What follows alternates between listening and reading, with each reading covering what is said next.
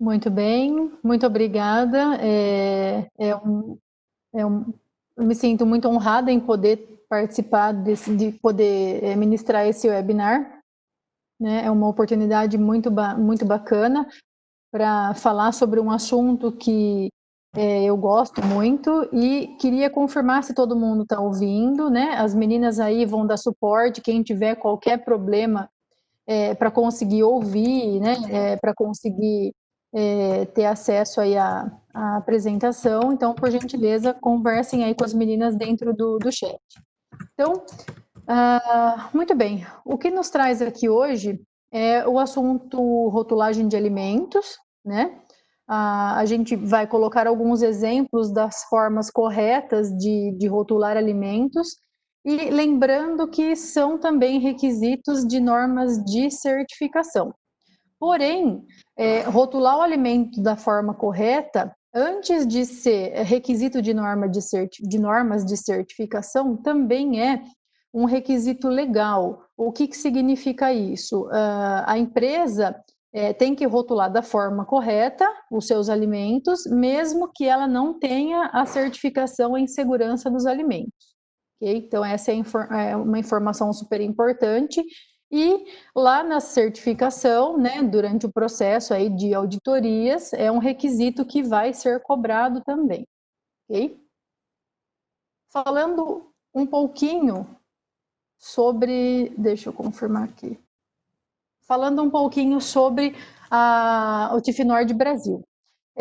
O Tifnord Brasil, né, está no Brasil há mais de 25 anos, mas tem uma história aí de mais de um século e meio no mundo. E só no Brasil são mais de 4.200 certificados emitidos dentre as normas de certificação. Falando um pouquinho sobre a Bárbara, né, sobre mim. Bem, de primeira formação eu sou química, depois com especialização em segurança de alimentos, né, além de qualidade. Atuo na indústria de alimentos desde 2006, tem algum tempinho, e sempre dentro da qualidade, garantia, controle, um pouquinho de desenvolvimento e a minha grande paixão, que eu assim posso dizer, que é assuntos regulatórios e rotulagem de alimentos. Gosto muito porque é desafiador, é uma coisa que nos mantém longe de zona de conforto, né? Então, todos os dias a gente aprende coisas novas, todos os dias a gente tem que falar sobre rotulagem, todos os dias nós temos que ler legislações, e mesmo que eu trabalhe com isso e eu já esteja acostumada, eu volto naquela legislação, eu volto nas legislações de rotulagem geral e leio quantas vezes forem necessárias. Por quê? Porque primeiro que a gente também não é máquina e a gente não consegue decorar tudo de tudo. Então, é importante a gente lembrar que rotulagem de alimentos, assuntos regulatórios são coisas aí que nos deixam...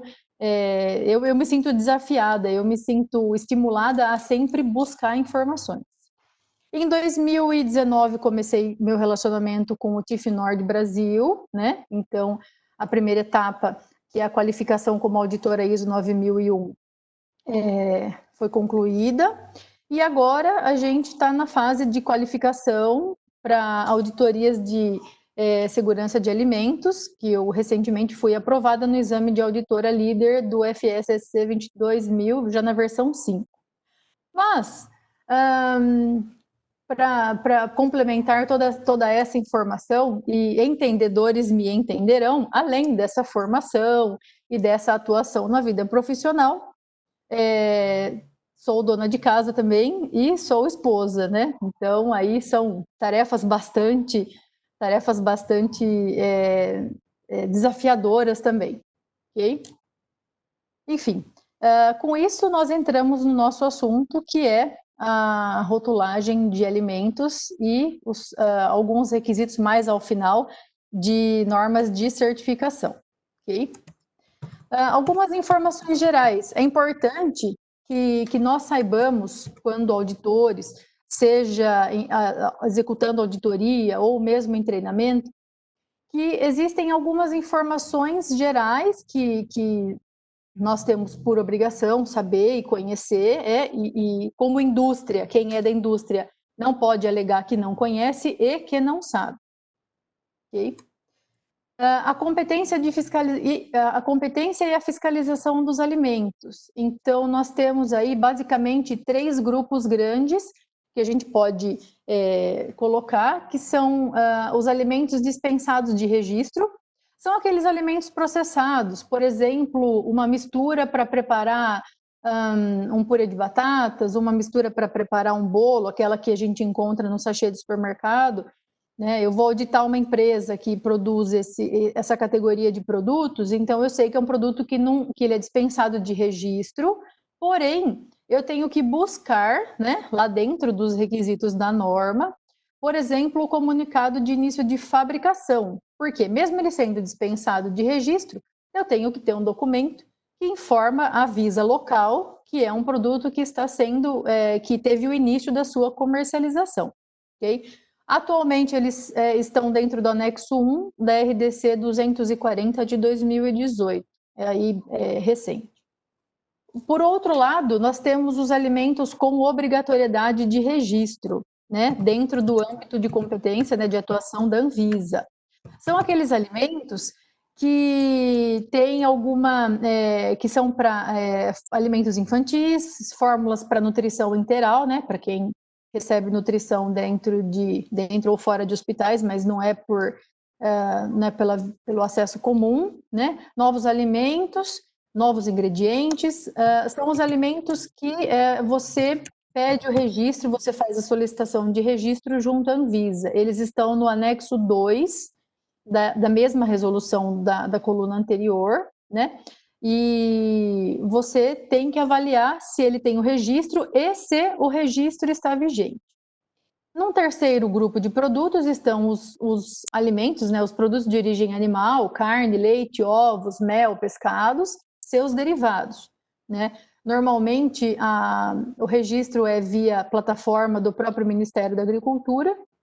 Então, o auditor, quando estiver auditando, ele vai buscar o registro, e dentro do registro, muitas vezes, tem lá os memoriais descritivos aí dessa categoria, dessa linha de produtos, que está dentro da plataforma do Ministério da Agricultura.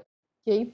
As bebidas não alcoólicas, alcoólicas e fermentadas também têm competência de registro no Ministério da Agricultura, e os vegetais in natura também. Então, é para a gente entender que assim, não existe uma linha que define quais são os alimentos. A gente categoriza por setores, né? São categorias de produtos, né? E essas categorias elas vão se enquadrar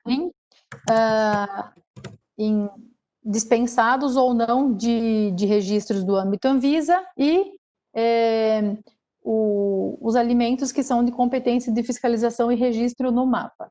Ok? Continuando.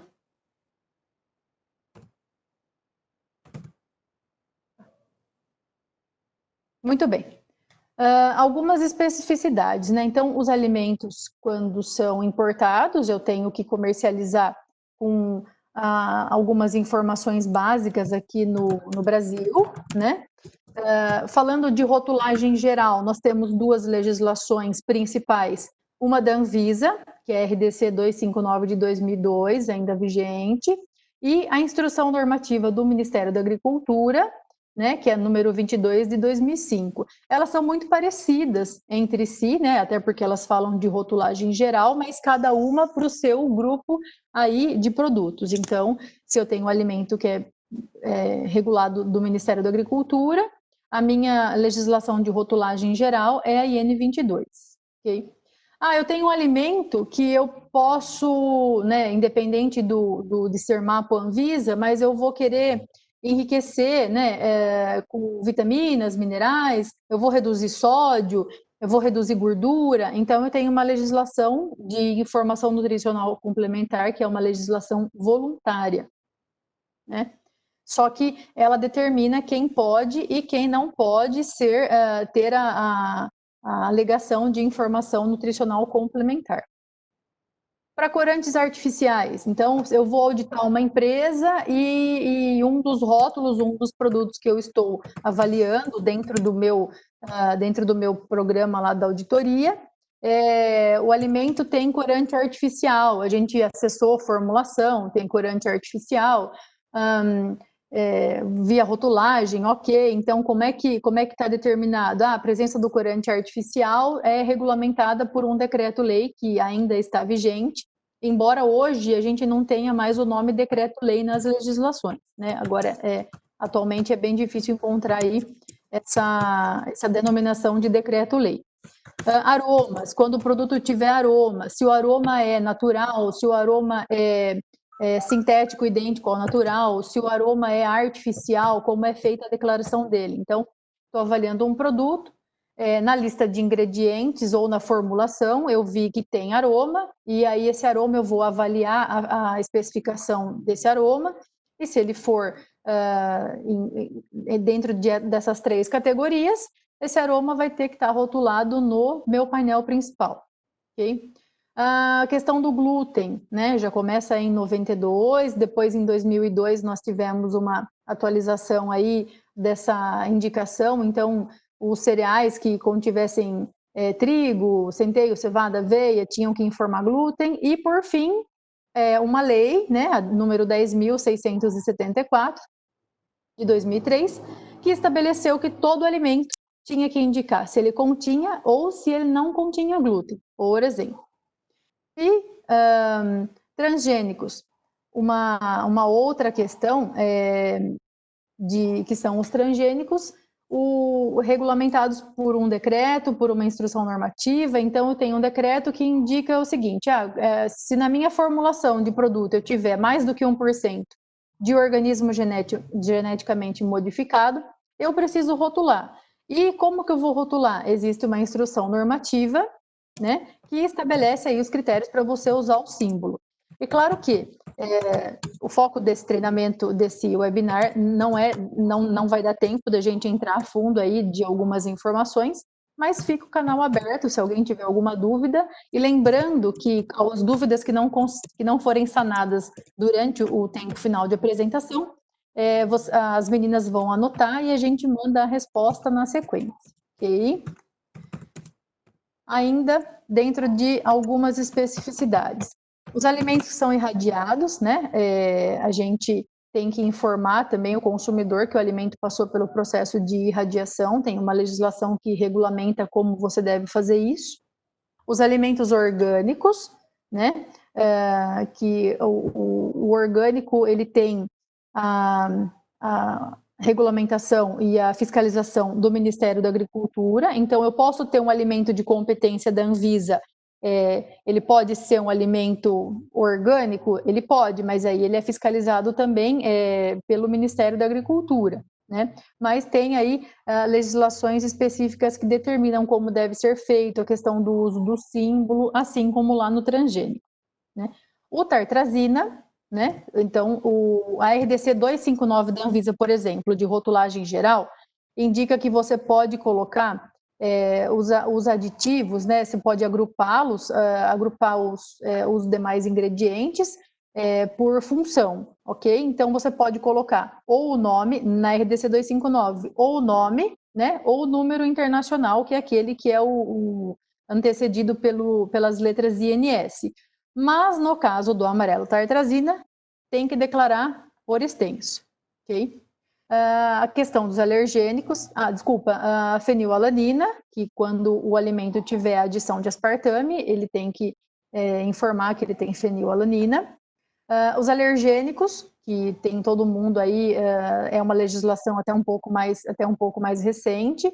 E a questão da lactose, né, com 2 legislações, uma que trata o alimento para fins especiais e a outra que trata o alimento que tiver lactose, para que seja rotulado da forma correta e informado ao consumidor. Muito bem.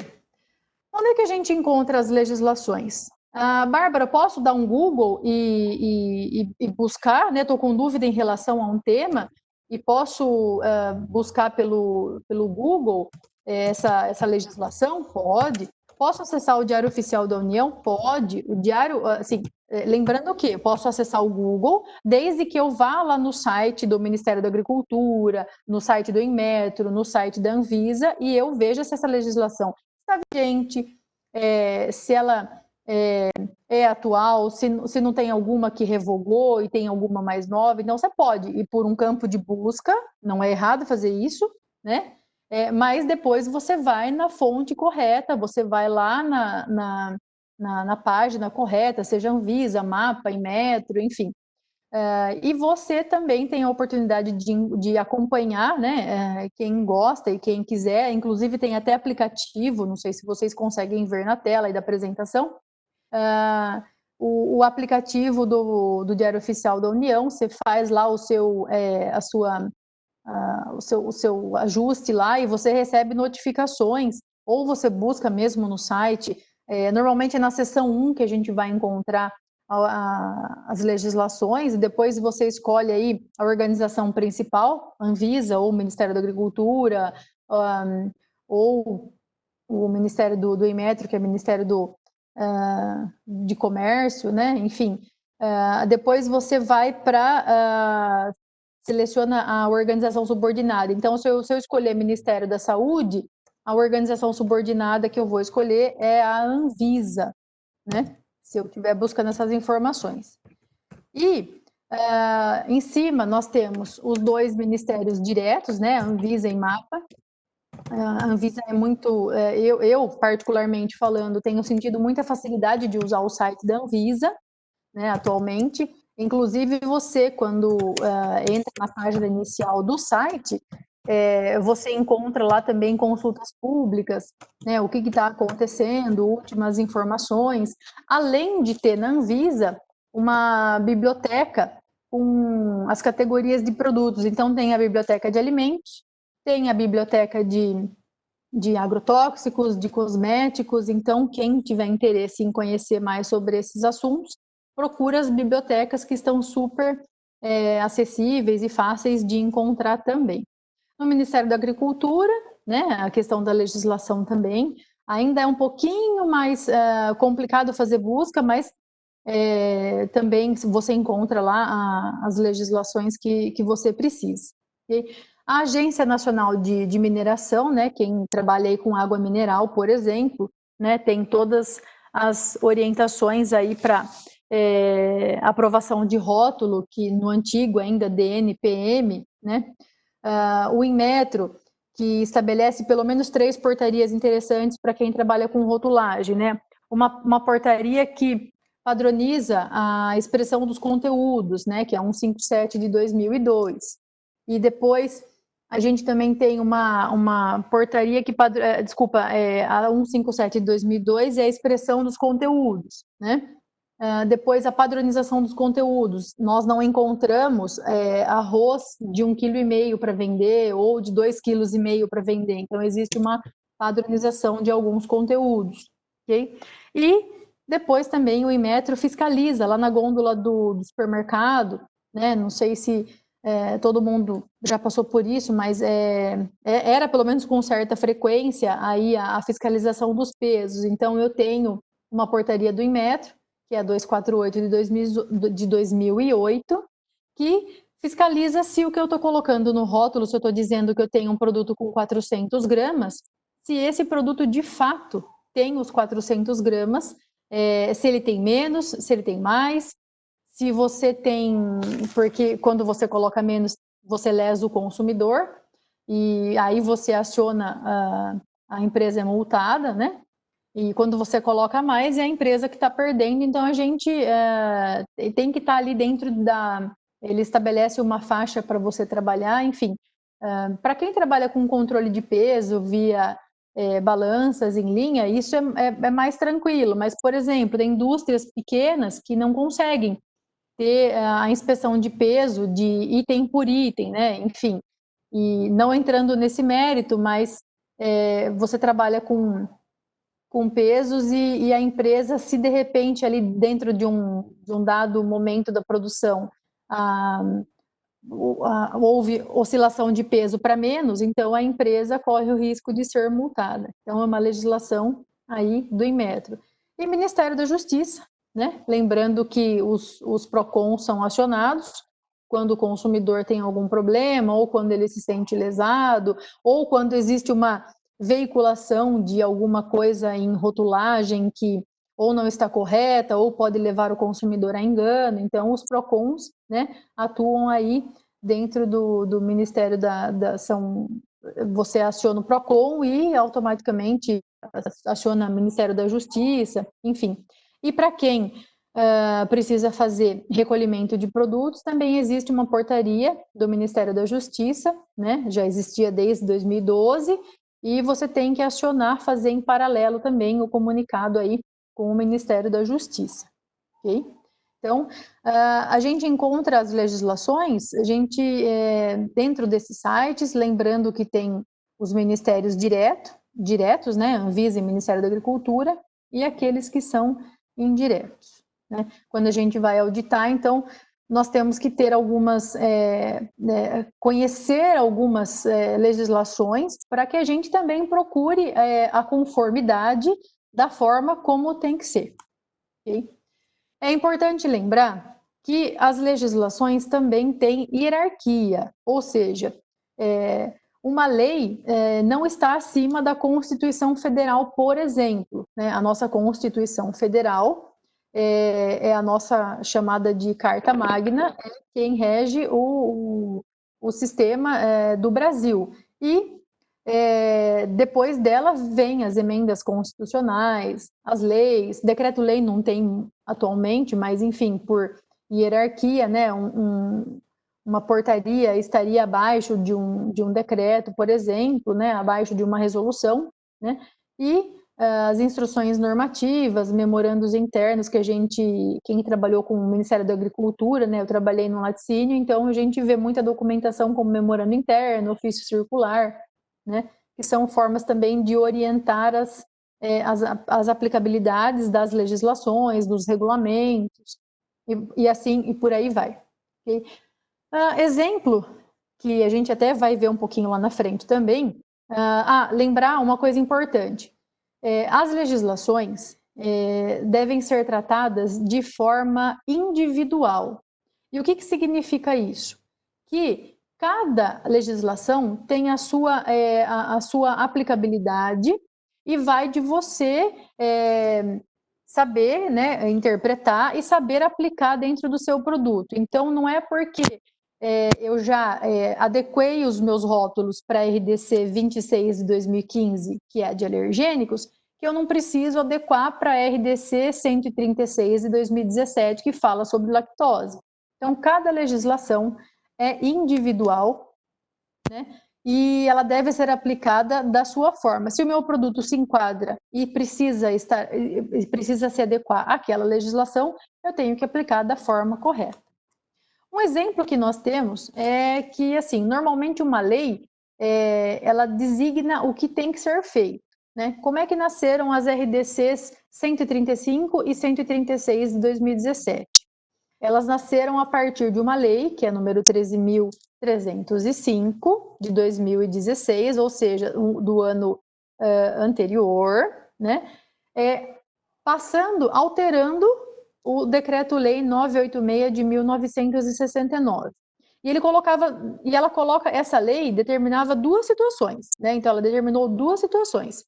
Primeira, os rótulos de alimentos que contenham lactose deverão indicar a presença da substância, conforme as disposições do regulamento. O que isso significava? Que aquele alimento que pudesse conter lactose tinha que indicar a presença de lactose. Ok. E, parágrafo único, os rótulos de alimentos cujo teor original de lactose tenha sido alterado deverão informar o teor de lactose remanescente, conforme as disposições do regulamento que originou a RDC 135, que é aplicada para aqueles produtos para fins especiais. Nós vamos ver um pouco mais à frente, né? Em duas situações distintas também. Ou seja, a lei nasceu e ela determinou que duas coisas fossem feitas, e essas duas coisas foram tratadas em resoluções, né, que na hierarquia estão abaixo, mas passaram a aplicar aquela legislação que foi que nasceu aquela lei. Okay? Como é que eu faço a leitura das legislações? É super importante fazer a leitura sempre de forma inteira, de forma completa e lembrar, não por partes, e lembrar que as legislações têm caráter positivo. O que é que isso significa? Tudo que está ali eu tenho que cumprir. Tá?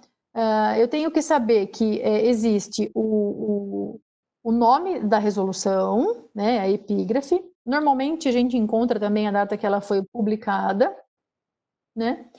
Eu tenho a ementa, que é o que indica para que aquela legislação está ali, o objetivo daquela legislação. O texto de abertura, que valida essa legislação, né? E o texto em si da legislação. Por exemplo, alergênicos, né? A resolução RDC 26 de 2 de julho de 2015 estabelece que os requisitos para rotulagem obrigatória dos principais alimentos que causam alergias alimentares.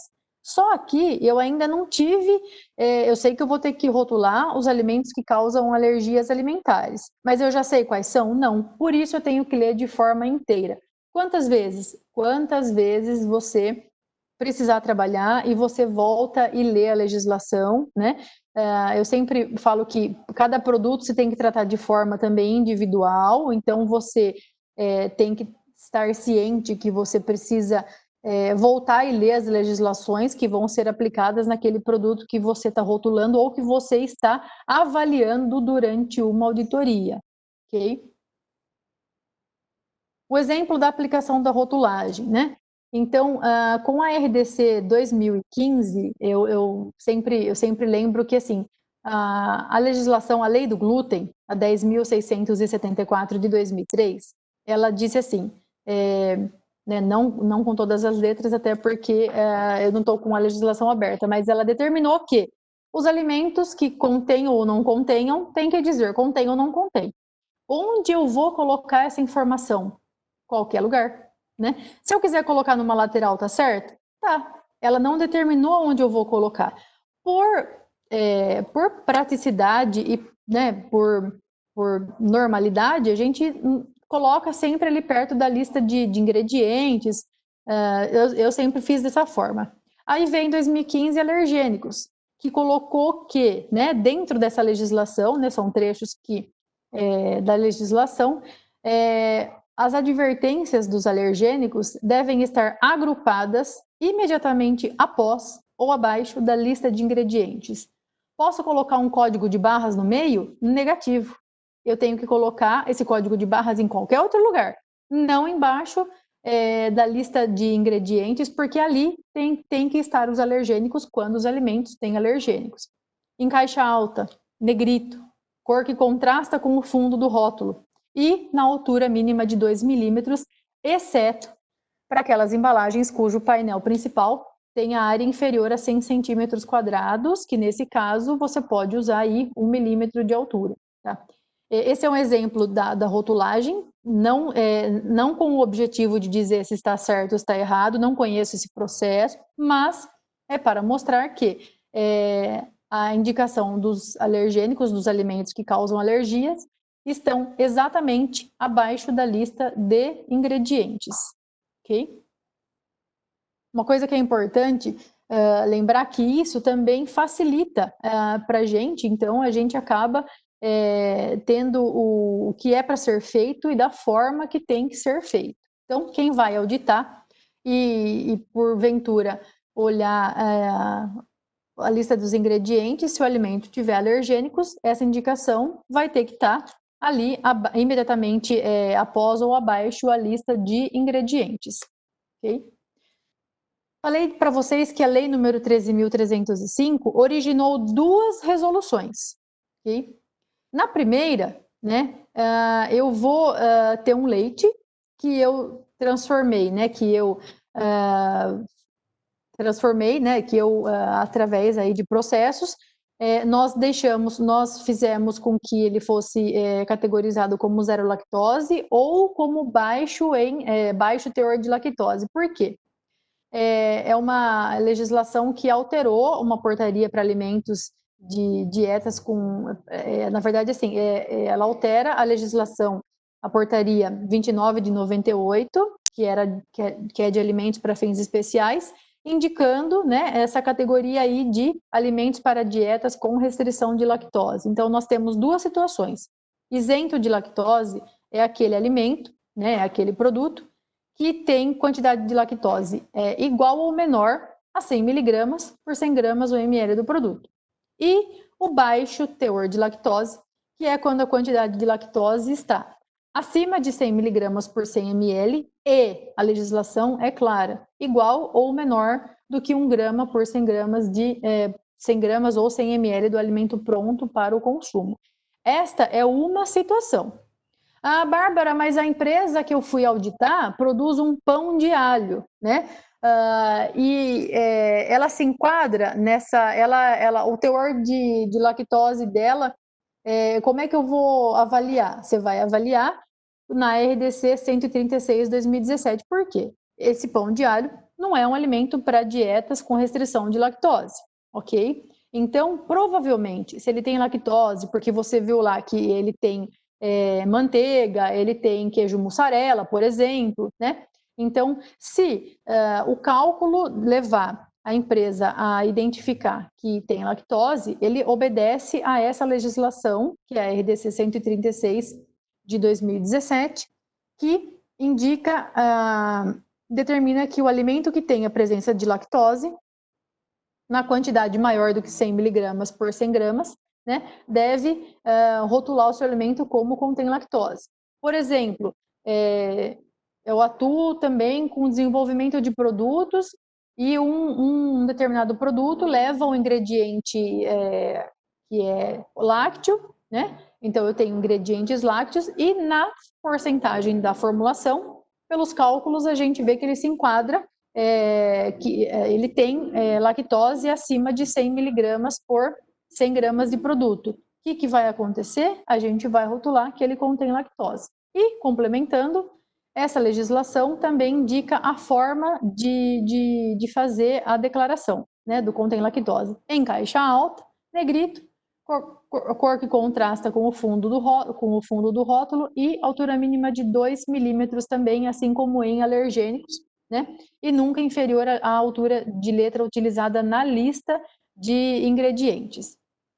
Vale lembrar também que como é que a gente guarda todas essas informações? Puxa, ainda li a norma, li a legislação, volto lá e leio, mas como é que eu faço se eu ainda tiver dúvidas? Então, existem perguntas e respostas, tanto de lactose, de alergênicos, são documentos que também estão disponíveis aí no site da Anvisa, enfim. Então, ainda fiquei com dúvidas?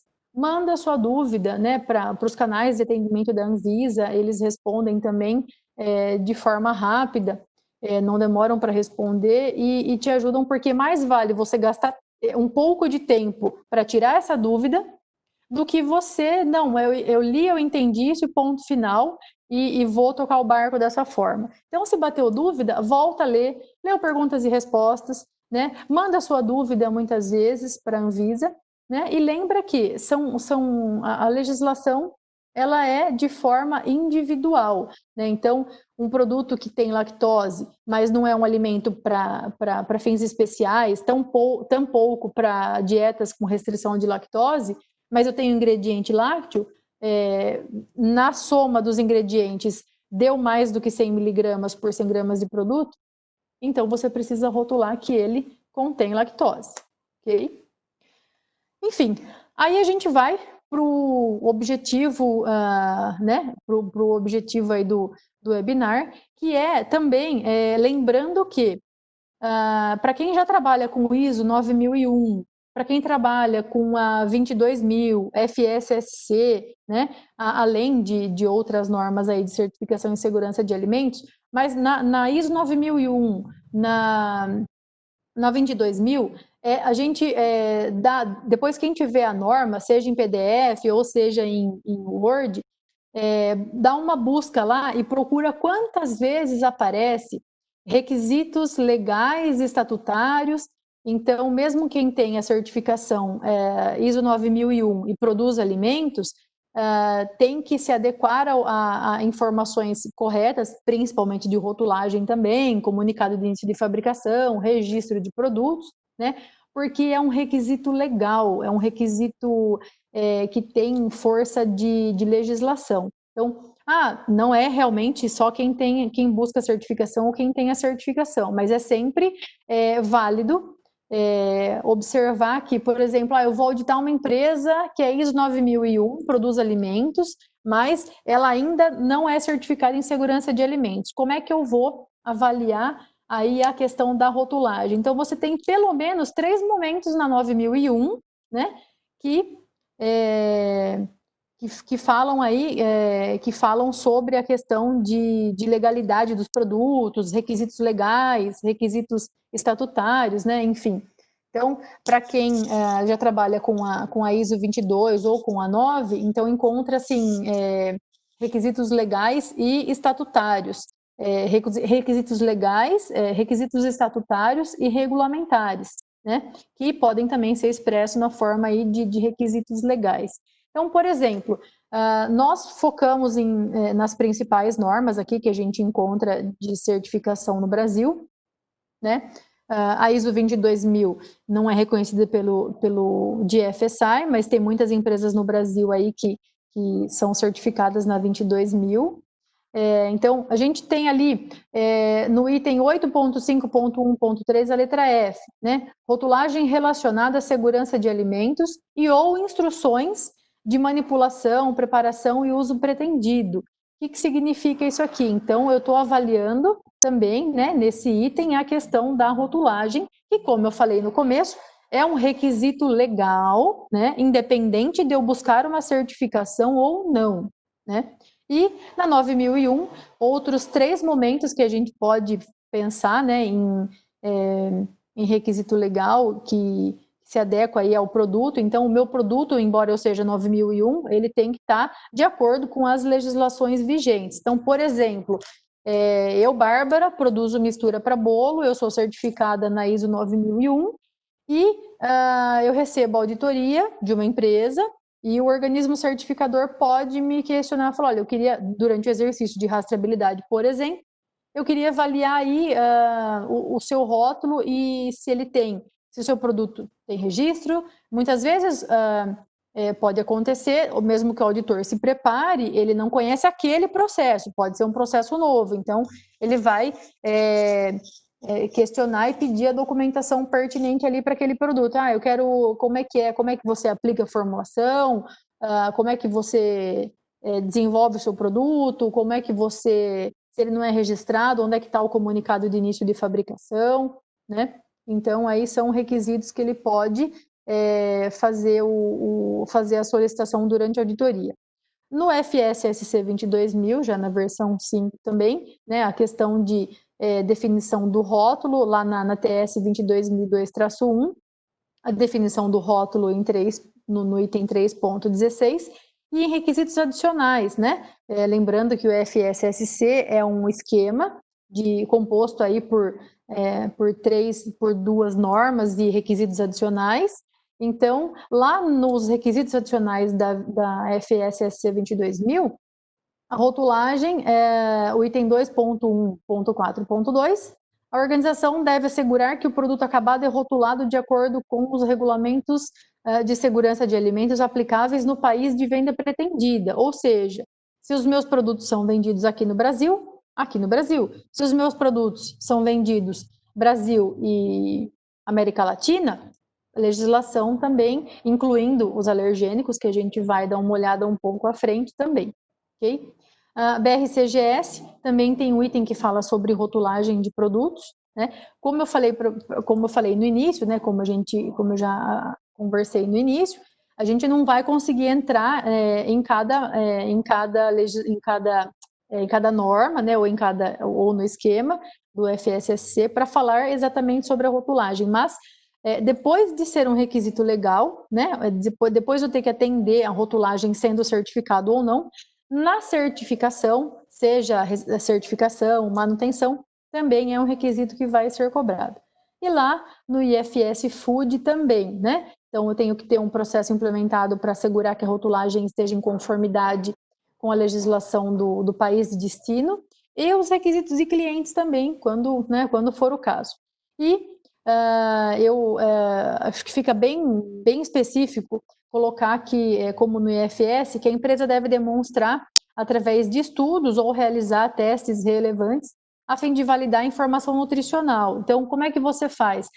Eu desenvolvo a partir das informações nutricionais que o meu fornecedor me manda junto com a especificação técnica. Então, a gente calcula os valores de informação nutricional, né, de acordo aí com o que o meu fornecedor me manda. Então, a gente tem que ter o registro disso, ok?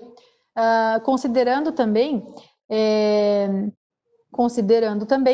que tem que ser avaliada aí a questão de alegação de claim nutricional, né, que eu coloco rico, fonte, né, que eu também vou avaliar a questão do OGM, o IFS traz, alergênicos e fraude também.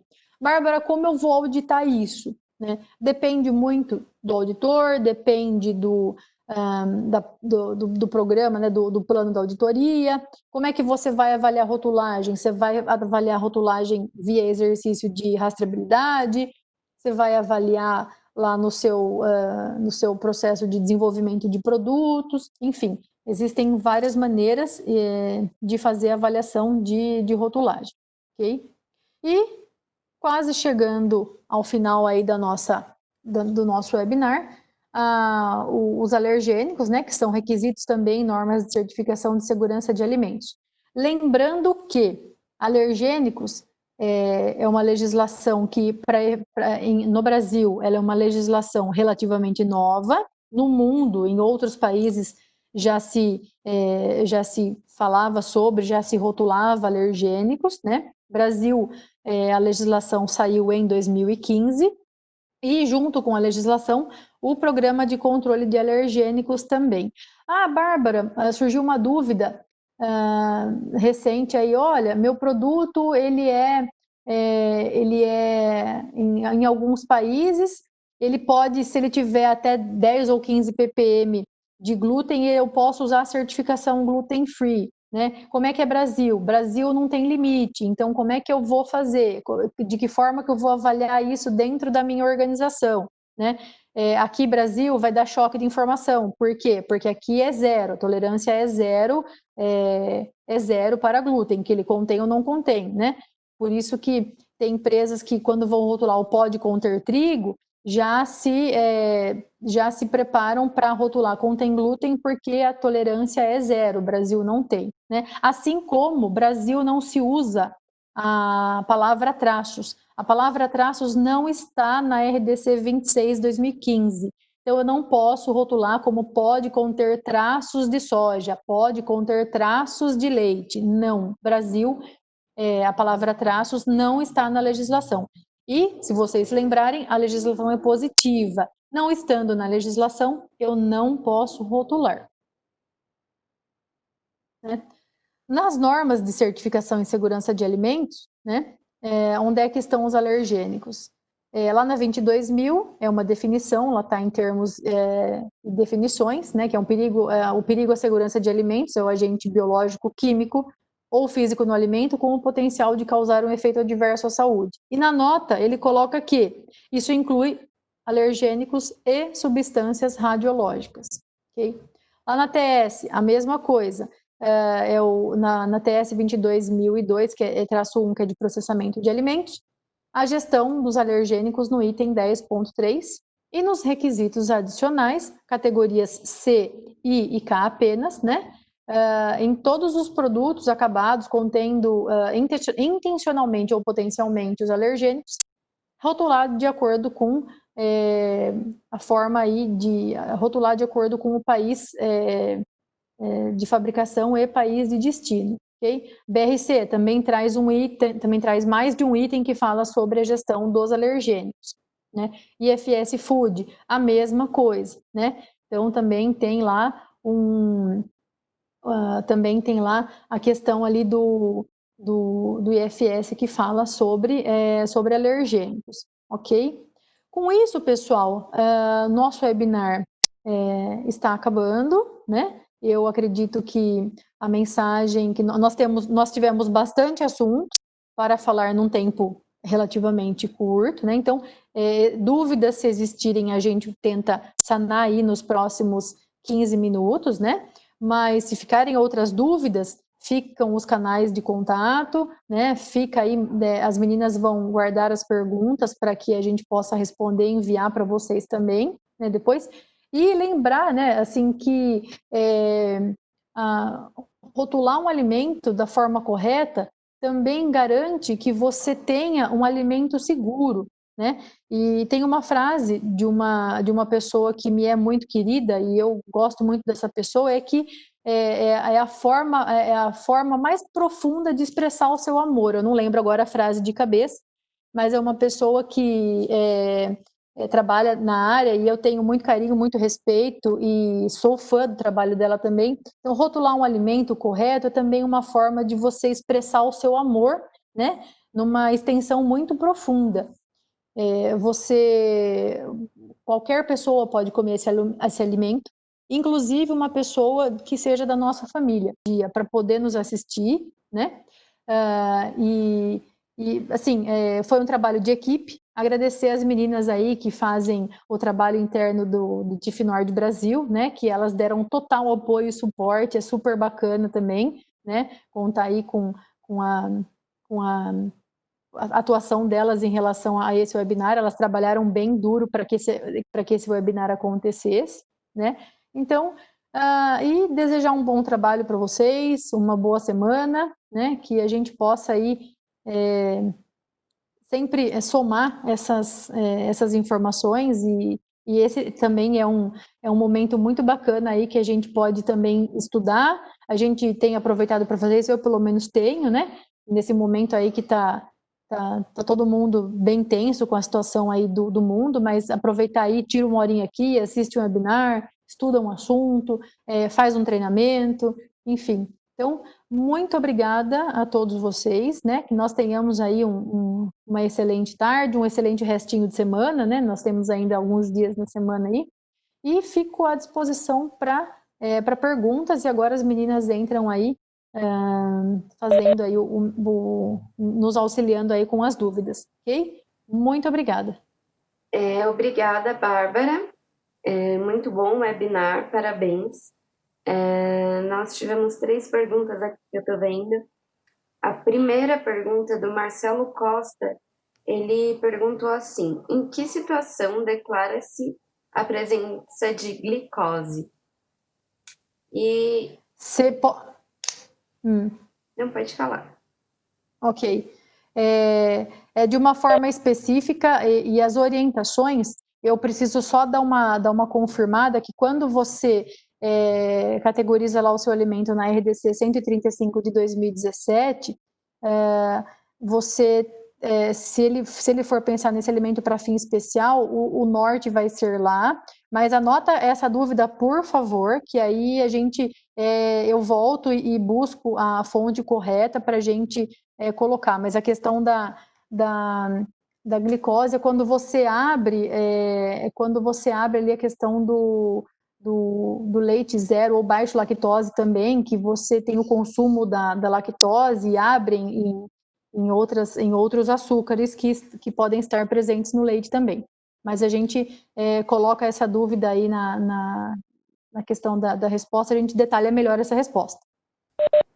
Ele também perguntou sobre a questão de qual é o limite do gluten free. E ele perguntou também se precisa especificar os aromas e corantes na lista de ingredientes. Acho que a do glúten você passou, né, por esse tema aí no webinar, mas aí eu deixo aberto para você responder de forma sucinta essas duas. Ok. Em relação ao gluten free, né, é uma legislação aí, a gente está falando sobre uma legislação regulamentada pelo FDA, devem ser 10 ou 15 ppm, tá? Mas rotular um alimento gluten free aqui no Brasil, mesmo que ele tenha aí esses 10 ou 15 ppm, é complicado porque aqui é zero. E aí cabe uma avaliação, né? Eu, por exemplo, eu tomaria muito cuidado para ter um rótulo bilíngue, por exemplo, né? Colocando gluten free e colocando gluten free num alimento que ele está abaixo dos 10 ou 15 ppm, a gente pode depois levantar a informação se são 10 ou se são 15, mas o que acontece? E aí eu coloco que de repente ele pode conter trigo, então é uma coisa que tem que tomar bastante cuidado com relação a isso daí, né? Então, para um país isso é legal, isso está permitido, mas Brasil, para glúten, é zero. É diferente da lactose, por exemplo, que você pode colocar, que é zero lactose, quando ele tem menos do que 100 miligramas por 100 ml, né? Isso está determinado na legislação, mas para o glúten a gente ainda não tem isso. Okay? E tinha mais alguma dúvida? Em relação aos aromas, né? Os aromas, isso. Os aromas e corantes. Ok. Não entendi a pergunta.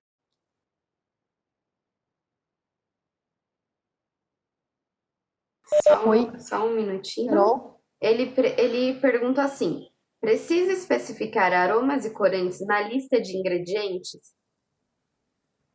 Se ele for, na verdade, assim, pelo Decreto-Lei 986 de 69, se ele for natural, você declara de uma forma no painel principal, se ele for sintético idêntico ao natural, você declara como aromatizante sintético idêntico ao natural, e se ele for artificial, aromatizado artificialmente lá no painel principal. Lá na lista de ingredientes, normalmente eu sigo a mesma linha. Então, aroma sintético idêntico ao natural ou aromatizante, mas lembrando que ele tem que conhecer, né?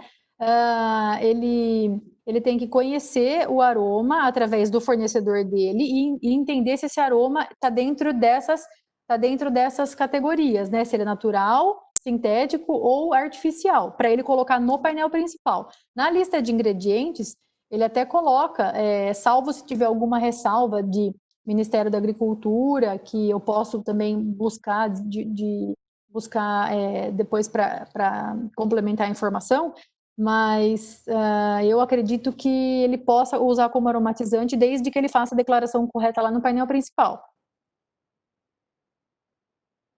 Beleza. Aí a Gisele Aparecida, ela perguntou assim: a rotulagem de alimentos congelados de selo artesanal ou municipal, por exemplo, pão, queijo, vegano, são obrigatório a rotulagem? Eu acredito que são. A legislação é bem clara, quando você rotula alimentos na ausência do consumidor, esse alimento tem que ele tem que obedecer às legislações de rotulagem, porque você embalou na ausência do consumidor.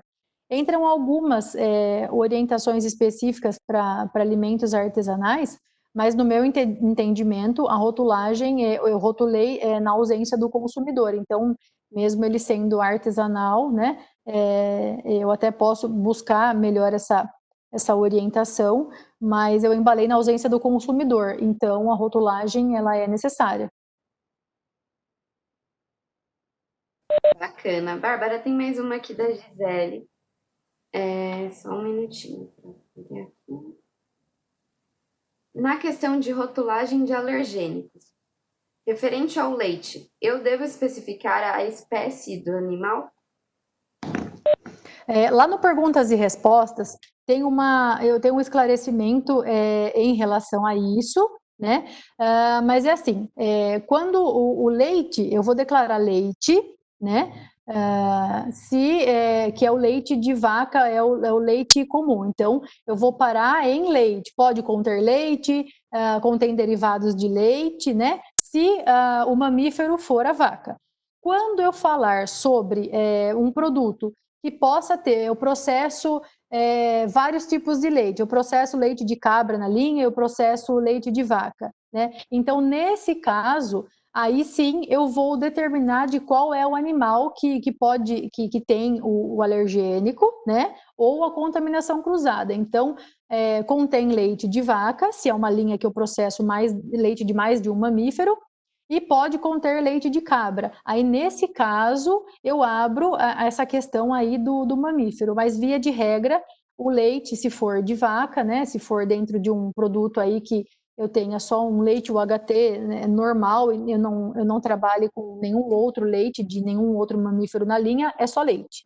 Tá? Isso daí também está lá no perguntas e respostas da Anvisa em relação a alergênicos. Legal. Tenho mais duas perguntas aqui. Tem uma da Kelly, que é bem grande. Nós temos ainda 4 minutos, então vou ler a da Kelly e se der tempo eu leio a de baixo, tá bom? Mas peço para todos ficarem tranquilos, porque assim que terminar o webinar, vocês podem entrar em contato com a gente, mandar as perguntas que eu vou passar para a Bárbara e ela vai responder todas as perguntas para vocês, tá bom?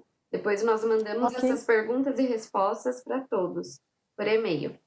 Vamos lá. A pergunta da Kelly é o seguinte: qual é o limite aceitável para ingredientes alergênicos? Vejo que na RDC 26/2015 não especifica o limite aceitável, o qual menciona diretamente como ausente. Tem algum método analítico que consiga detectar concentrações que resultem no valor de 0?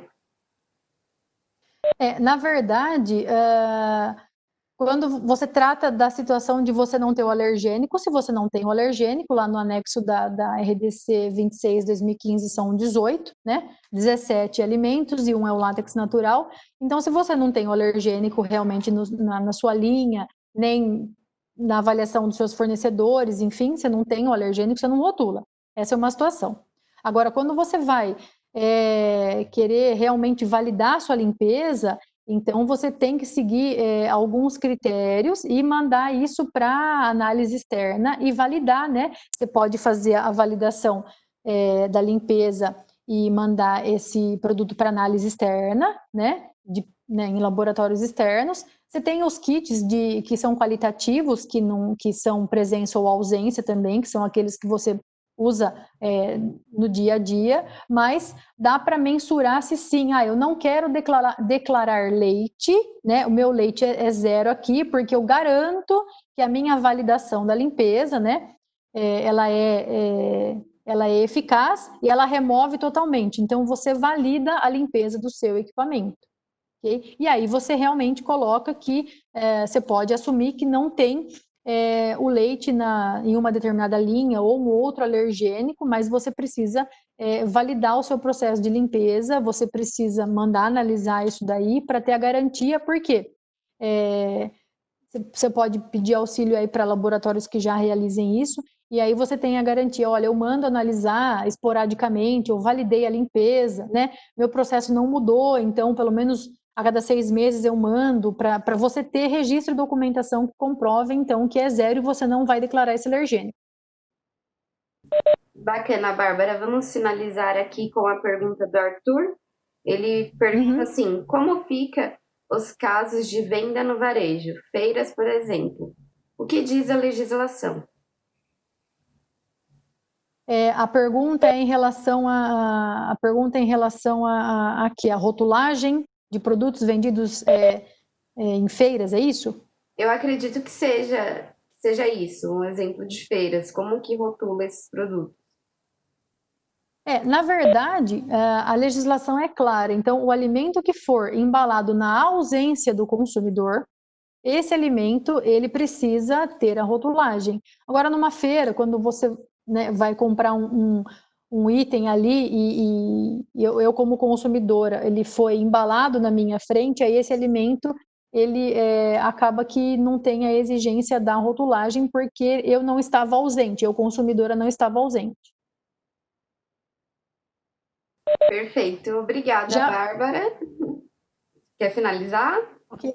Só para complementar, eu já vi, por exemplo, né, sem fazer uma grande rede aí de fast food, que aí no caso de alergênicos, né, mesmo que eu peça ali na hora, enfim, eu já vi a menção de os nossos produtos contêm os alergênicos tais, tais e tais, né? Então, também já vi como prática isso, mas talvez ainda demore um pouco para chegar em feiras ou chegar dessa forma aí essa questão da rotulagem, ok?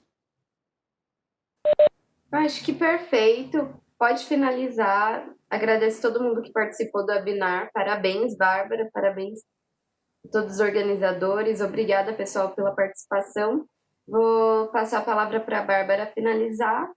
E muito obrigada pela presença de todos.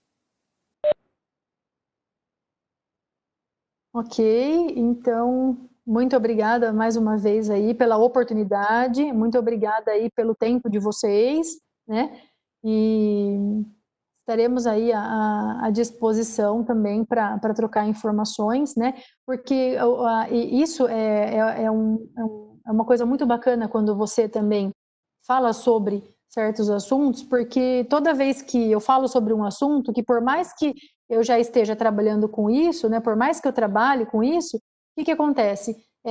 Toda vez que eu tenho que falar sobre um assunto, eu aprendo de novo aquele assunto. Então, essa oportunidade, ela enriquece muito a minha vida profissional, né? E a minha vida pessoal também, porque é um tema, né? São assuntos que eu gosto muito. É movida a paixão mesmo, é uma coisa que é muito bacana, é esse o sentimento que eu tenho em relação à área que eu trabalho, né? Eu gosto muito desse contato com as pessoas e é importante que a gente sempre aprende, ok? Muito bom, pessoal. Obrigada a todos. Até o próximo, viu? Me Obrigada, sigam nas redes pessoal. sociais, a gente sempre coloca as informações de webinars no LinkedIn, no nosso Instagram, no Facebook. Então, fiquem antenados por lá, que sempre quando tiver alguma novidade a gente vai colocar lá, tá bom? Obrigada, pessoal. Ok.